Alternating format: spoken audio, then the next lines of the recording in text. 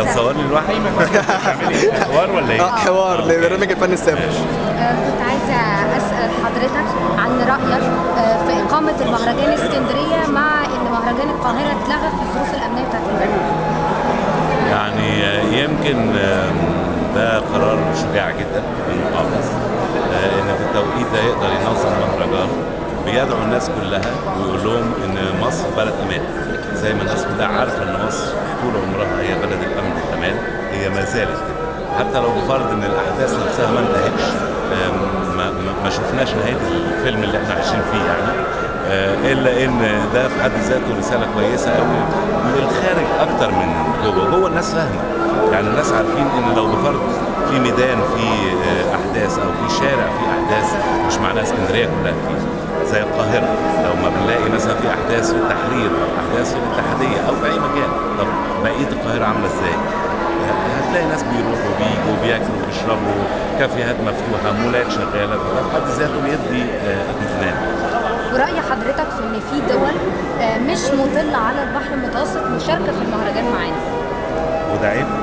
لا بس يعني رأي حضرتك إيه في إن هي مشاركة معانا مع إن هي مش على وده مهرجان لدول البحر المتوسط. ده حاجه كويسه قوي، اما الناس يحبوا بعض دي حاجه كويسه. ورأي حضرتك في المستوى بتاع ال 140 فيلم المشاركين في المهرجان إيه؟ ولا اعرف عنهم اي حاجه.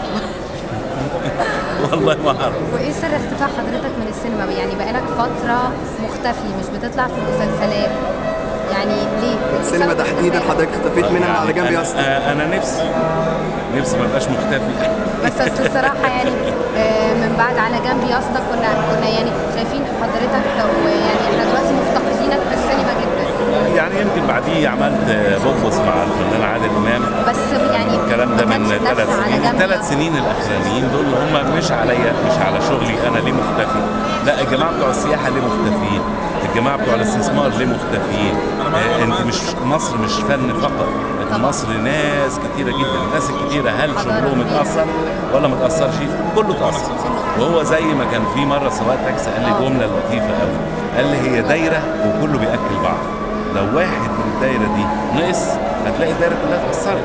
يعني سواق التاكسي لو شغال هيروح عند الجزار، الجزار هيروح عند بقال، البقال ممكن يروح سينما يتفرج على فيلم، وهكذا. الدايره دي ان شاء الله لما ترجع تاني كلنا هتلاقينا شغالين. كان في خبر بيقول، بس الخبر ده من مده شويه، ان حضرتك بتستعد لتقديم الجزء الثاني من فيلم على جنب اصلا. ما مدى صحه الخبر ده؟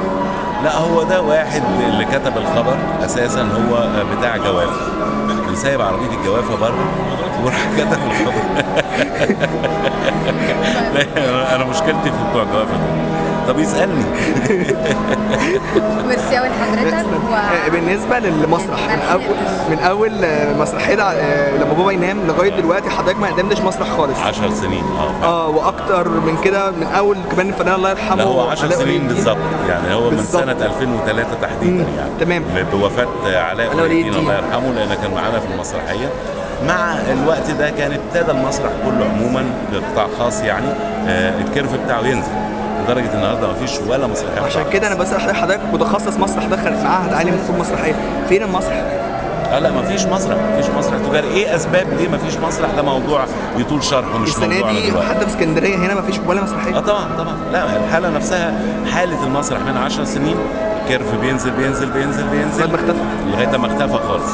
في موجود على استحياء شويه المسرحيات اللي هي بتتبع للحكومه، مساء الخير، بتتبع للحكومه دي يعني عندهم محاولات بيعملوها، بس في النهايه هو ده مدعوم من الحكومه، مش قطاع خاص منتج ممكن يكسب او يخسر. برضو كان في خبر عن راجل وست ستات ان حضرتك برضو هتقدم الجزء التاسع، ما مدى صحه الخبر ده؟ ده بتاع البلح اللي جاب بتاع الجواز. طيب ايه اخر مشاريع حضرتك سواء في السينما او في التلفزيون؟ الحمد لله لسه. طب ممكن تسمع حضرتك؟